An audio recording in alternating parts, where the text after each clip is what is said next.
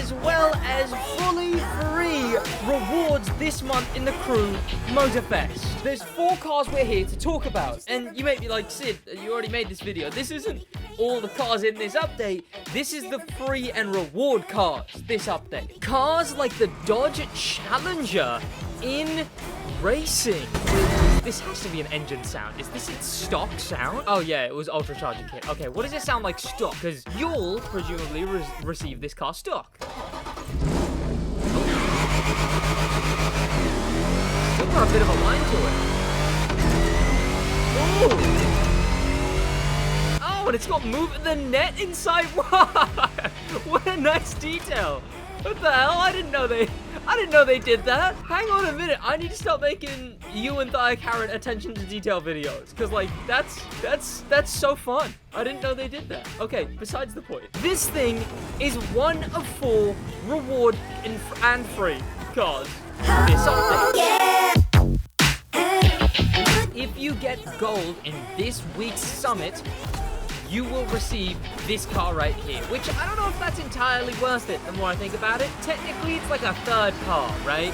So if you buy the cars for the summit, you could get gold. You get an extra car at no extra cost. But that's what these gold cars are. Essentially, every single summit, I don't know if you've noticed, I noticed, every single summit has a car for gold. So even if you're a casual player, you should always be checking the summit for stuff like this. The Dodge Challenger in gold this week. Meaning if you get gold from the points in this summit, of course you don't need any vehicles for the skills, and you get 1 event free. Everyone gets to play 1 event for free, and then the rest of them are like vague restrictions. If you have any of these, you could get an extra event done. And then at the end of the week, you get enough points to be in the top 20,000 players, which is a lot less than I thought it was. Damn. You'll receive the Dodge Challenger. Let's move on to the free reward. And this is a big one, because I didn't expect them to make it this cool of a vehicle. Last month was the Ducati Panigale, which like is fine. It's just not crazy good. But every single month in one of the progression tracks, they put a free car. And that, this time, is in the Explore track.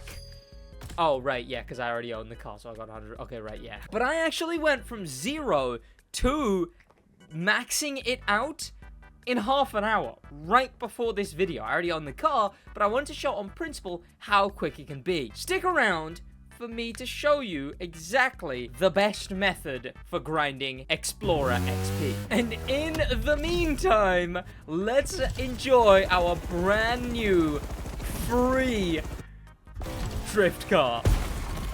Come on, come on, come on, come on. Oh, I thought I was gonna, you know. This is a crazy one to give out for free because it is not only expensive, but it is a really good drift car. Like, one of the better ones in the spec. It is rapid. Hang on, look at this thing's pace. Here we go. Look at how quick this thing is. For a drift car, this thing is so nice to use as well. Look at how nice it holds. Obviously, there is some negatives. It definitely, you know, the no customization isn't very fun, but that's like a Hoonigan-wide issue. But I suppose it makes sense as this is EV versus thermal or whatever, so we got an EV car in the reward for the overall month. But though, this thing does have some cool animations, like in the interior, not only can you see your foot hit the throttle. Hang on, there you go. You can't see it hit the brake though. Huh, ivory tower, please fix. But also, you can see the handbrake being full.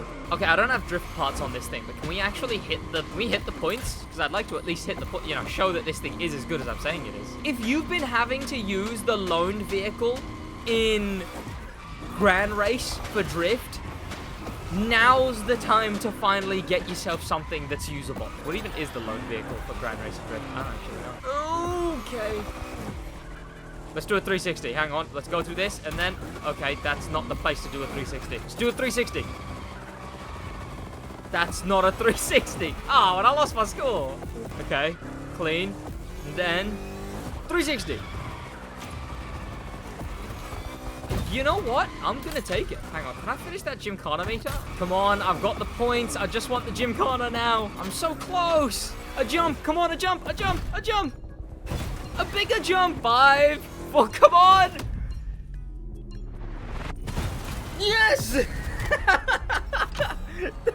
Whew, that was... Whoa. That was too close. Quite nice. It's kind of grown on me. Honestly, the car's kind of grown on me. But of course, the only thing you can do to it is change the rims, which sucks. And vanities is nice, at least, right? You can even... Look, I've got the V8 modded muscle on it, which is why it didn't sound like an EV. Yeah, it could be worse, Could be worse. Reward car number... Well, this is reward car 2.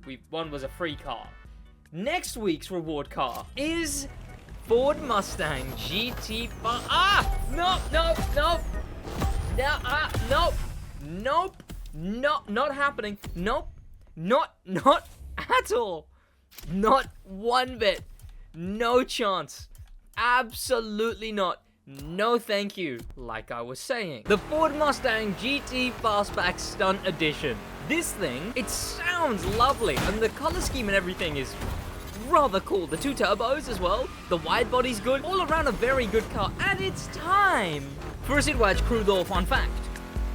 I definitely do need a better name for that. This car released as part of the American Legends update. It wasn't actually a locked car though.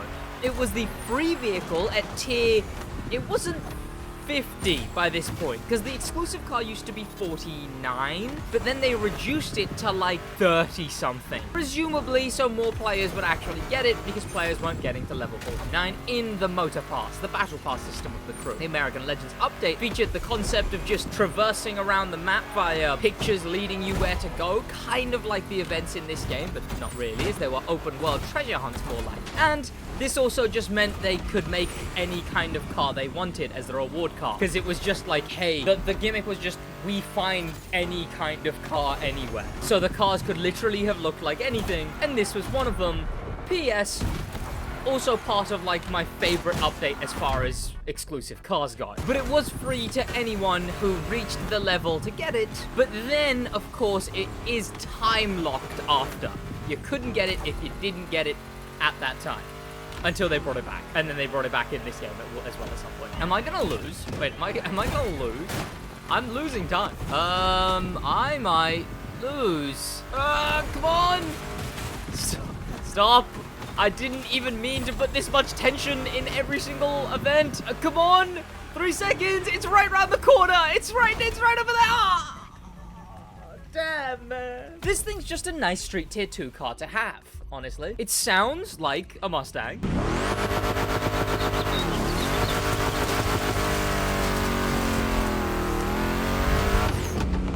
And although the color, what is it? What is this lighting? What is this lighting?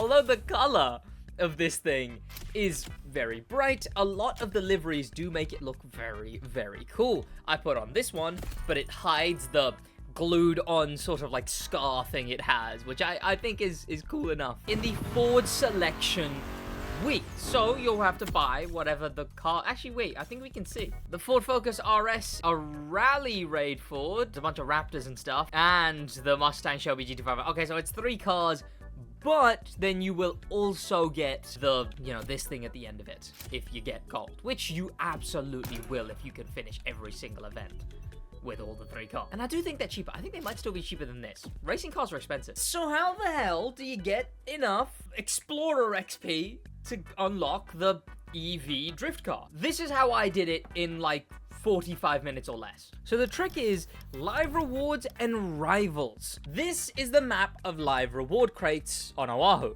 This is the map of live reward crates on Maui.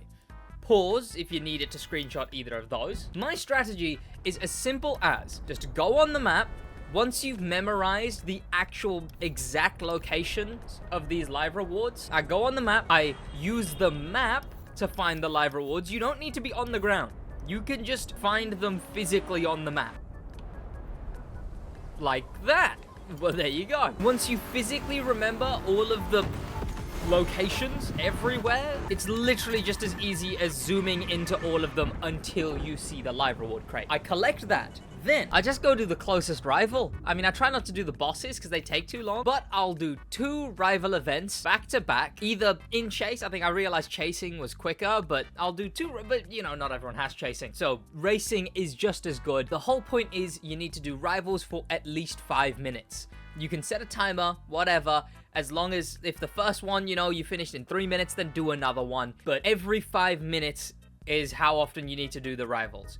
Because then, once you're out of those 2 rival events, if they took 5 minutes, oh, good morning. If they took 5 minutes, you come out of that rivals event, and then you just look for the live reward crate again in all of the specific locations where they spawn. And then once you've collected that, you go into 2 more rival events. It's an incredibly good method. I didn't expect it to be, but it's a really good method. And the final reward car of this update, well, that isn't the platinum, because I can't count the platinum. 1, the platinum's a new car instead of just being a car already in game, but 2, it's a platinum reward. It's a lot more than gold. You could own all the cars and still not get the platinum. But the last gold reward of this month is the Pontiac GTO, the Judge Sparrow Competition Edition, Rally Raid Edition. I mean, sure.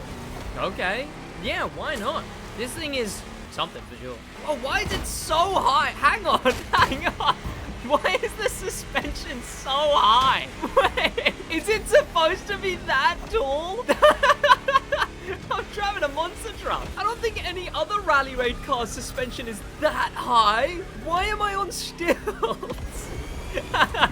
So of all the Rally Raid cars to get, this thing isn't the worst in the world, I suppose. It's another Motor Pass edition, although I'm not going to do a whole SidWaj Crew Lore fun fact about it. It just was in the Motor Pass. It was in the USB tour, one of the biggest updates in the crew's history. And it just was one of them. I don't know, the theme was like homemade race cars.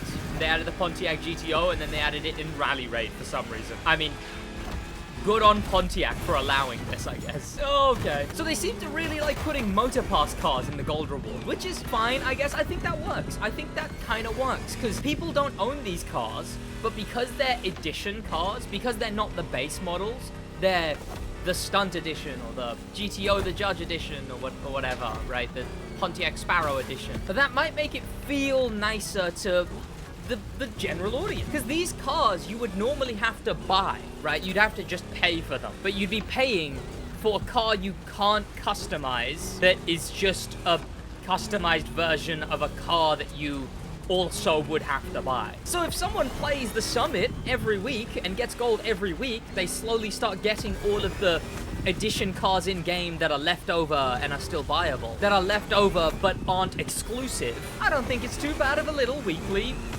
vehicle gaining loop for new players. For new players, if you played the Crew 2, you own all these cars already. It sounds nice, I guess. Kind of. I'm still just stuck on the fact that it looks so cool because of how tall it is. Like, just how on stilts it is. Cool exhaust placement, too. I mean, this thing's all in all, it's all right. And it's in the Forces of Nature week, so it makes sense. So make sure that you go on the game, get your free Explorer car, but also get to money grinding if you do want to buy some of the cars to do the Summit to get gold, and then get these cars at no extra cost. Don't worry, not every video is gonna be, and by the way, here's how you get this car, and here's how you get this car, and here's how you get this car, and here's how you get this. I've actually got a really fun one coming up. Look out for that. It's a video idea stolen from a certain Australian video game player who plays them at above average speed. Alright, that's about it for me. In a bit.